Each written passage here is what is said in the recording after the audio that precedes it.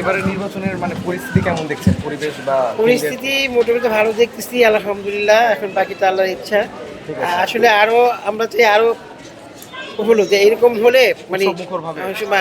উৎসবমুখর বা এই যে যে লাইন সিরিয়ালটা এখানে আরেকটা আপনাদের কাজ করতে হচ্ছে যে বয়স্ক যারা যারা আমাদের বৃদ্ধ মারা আছেন, বৃদ্ধ বাবারা আছেন, তাদের জন্য আলাদা একটু মানে যারা গর্ভবতী আছেন তাদের জন্য আলাদা একটু ছেড়ে দেওয়া, হ্যাঁ, তাহলে বেটার হয় আমাদের জন্য। এমনিতে আপনারা এখানে আসার জন্য বা কোনো ধরনের না না না না না না আল্লাহর রহমতে পুরো এবার অনেকটা আগের চেয়ে এবার আলহামদুলিল্লাহ এরকম কোনো কথাই ছিল না।